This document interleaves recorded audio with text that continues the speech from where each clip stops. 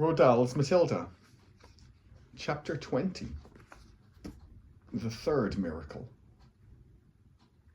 The next day was Thursday, and that, as the whole of Miss Honey's class knew, was the day on which the headmistress would take charge of the first lesson after lunch.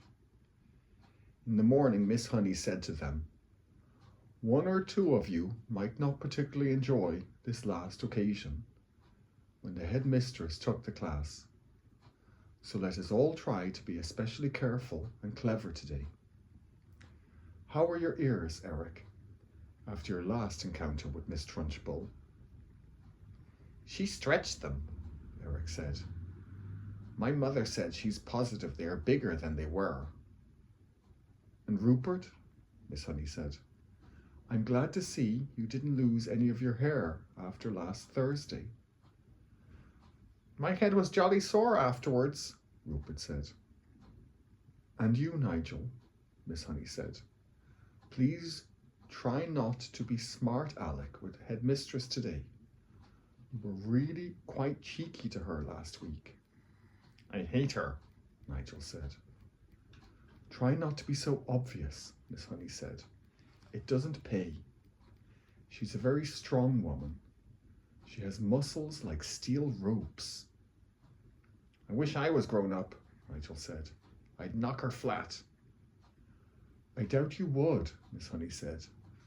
"No one has ever got the better of her yet." "What will she be testing us on this afternoon?" a small girl asked. "Almost certainly the 3 times table," Miss Honey said. "That's what you're all meant to have learned this past week. Make sure you know it." Lunch came and went. After lunch, the class reassembled. Miss Honey stood at one side of the room. They all sat silent, apprehensive, waiting. And then, like some giant of doom, the enormous Trunchbull strode into the room in her green breeches and cotton smock. She went straight to her jug of water and lifted it up by the handle and peered inside. "I am glad to see," she said, "that there are no slimy creatures in my drinking water this time. If there had been, then something exceptionally unpleasant would have happened to every single member of this class, and that includes you, Miss Honey." The class remained silent and very tense. They had learned a bit about this tigress by now. Nobody was about to take any chances. "Very well," boomed the Trunchbull. Let us see how well you know your 3 times table. Or to put it another way, let us see how badly Miss Honey has taught you the 3 times table." The Trunchbull was standing in front of the class, legs apart, hands on hips, scowling at Miss Honey, who stood silent to one side. Matilda, sitting motionless at her desk in the second row, was watching things very closely. "You!" the Trunchbull shouted, pointing a finger the size of a rolling pin at a boy named Wilfred. Wilfred was on the extreme right of the front row. "Stand up, you!" she shouted at him. Wilfred stood up. "Recite the 3 times table backwards," the Trunchbull barked. "Backwards?" stammered Wilfred. "But I haven't learnt it backwards." "There you are," cried the Trunchbull, triumphant. She's taught you nothing. Miss Honey, why have you taught them absolutely nothing at all in the last week?" "This is not true, headmistress," Miss Honey said. "They have all learnt their 3 times table, but I see no point in teaching it to them backwards. There is little point in teaching anything backwards. The whole object of life, headmistress, is to go forwards. I venture to ask whether even you, for example, can spell a simple word like wrong backwards straight away. I very much doubt it." "Don't you get impertinent with me, Miss Honey," the Trunchbull snapped, and then she turned back to the unfortunate Wilfred. "Very well, boy," she said. "Answer me this. I have 7 apples, 7 oranges, and 7 bananas. How many pieces of fruit do I have altogether? Hurry up, get on with it. Give me the answer. That's adding up, Wilfred cried. That isn't the 3 times table. You blithering idiot, shouted the Trunchbull. You festering gumboil, you flea-bitten fungus. That is the 3 times table. You've 3 separate lots of fruit, and each lot has 7 pieces. 3 7s are 21. Can't you see that, you stagnant cesspool? I'll give you one more chance. I have 8 coconuts, 8 monkey nuts, and 8 nutty little idiots like you. How many nuts do I have altogether? Answer me quickly. Poor Wilfred was properly flustered. Wait, he cried. Please wait. I've got to add up 8 coconuts and 8 monkey nuts. He started counting on his fingers. You bursting blister, yelled the Trunchbull. You moth-eaten maggot. This is not adding up. This is multiplication. The answer is 3 8s. Or is it 8 3s? What is the difference between 3 8s and 8 3s? Tell me that, you mangled little wurzel, and look sharp about it. By now Wilfred was far too frightened and bewildered even to speak. In 2 strides the Trunchbull was beside him, and by some amazing gymnastic trick, it may have been judo or karate, she flipped the back of Wilfred's legs with one of her feet so that the boy shot up off the ground and turned a somersault into the air.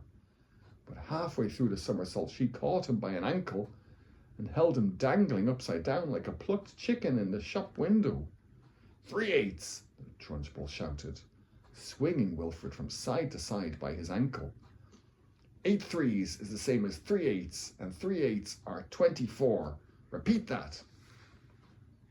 At exactly that moment, Nigel at the other end of the room jumped to his feet and started pointing excitedly at the blackboard and screaming, "The chalk! The chalk! Look at the chalk! It's moving all on its own!" So hysterical and shrill was Nigel's scream that everyone in the place, including the Trunchbull, looked up at the blackboard. And there, sure enough, a brand new piece of chalk was hovering near the grey-black writing surface of the blackboard. "It's writing something," screamed Nigel.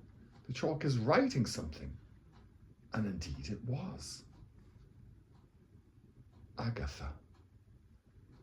"What the blazes is this?" yelled the Trunchbull.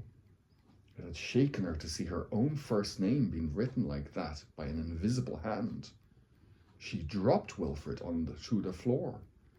Then she yelled at nobody in particular. "Who's doing this? Who's writing this?" The chalk continued to write. "Agatha. This is Magnus. This is Magnus." Everyone in the place heard the gasp that came from the Trunchbull's throat. "No," she cried. "It can't be. It can't be Magnus." "It is Magnus, and you'd better believe it." Miss Honey at the side of the room glanced swiftly at Matilda. The child was sitting very straight at her desk, the head held high, the mouth compressed, the eyes glittering like 2 stars. "Agatha, give my Jenny back her house." For some reason, everyone now looked at the Trunchbull. The woman's face had turned white as snow, and her mouth was opening and shutting like a halibut out of the water, and giving out a series of strangled gasps. "Give my Jenny her wages, give my Jenny the house, then get out of here. If you don't, I will come and get you. I will come and get you like you got me. I am watching you, Agatha." The chalk stopped writing. It hovered for a few moments, then suddenly it dropped to the floor with a tinkle and broke in 2. Wilfred, who had managed to resume his seat in the front row, screamed. "Miss Trunchbull has fallen down! Miss Trunchbull is on the floor!" This was the most sensational bit of news of all, and the entire class jumped up out of their seats to have a really good look.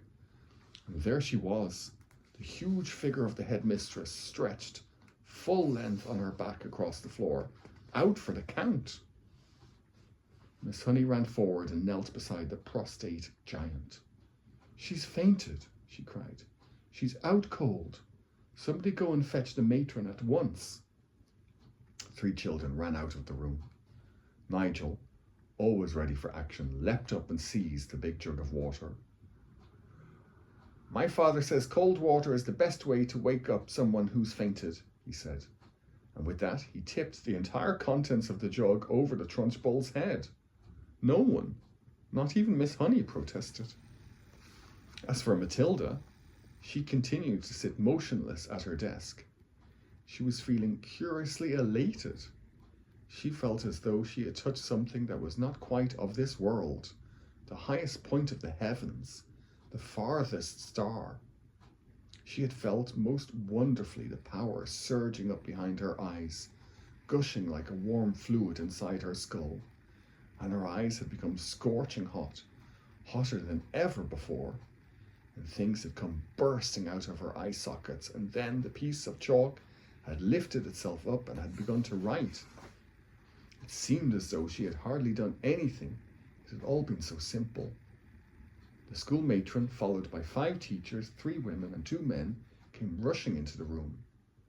"By golly, someone's floored her at last," cried one of the men, grinning. "Congratulations, Miss Honey." "Who threw the water over her?" asked the matron. "I did," said Nigel proudly. "Good for you," another teacher said. "Shall we get some more?" "Stop that," the matron said. "We must carry her up to the sick room." It took all 5 teachers and the matron to lift the enormous woman and stagger with her out of the room. Miss Honey said to the class, "I think you'd all better go out to the playground and amuse yourselves until the next lesson." Then she turned and walked over to the blackboard and carefully wiped out all the chalk writing. The children began filing out of the classroom. Matilda started to go with them, but as she passed Miss Honey, she paused, and her twinkling eyes met the teacher's eyes, and Miss Honey ran forward and gave the tiny child a great big hug and a kiss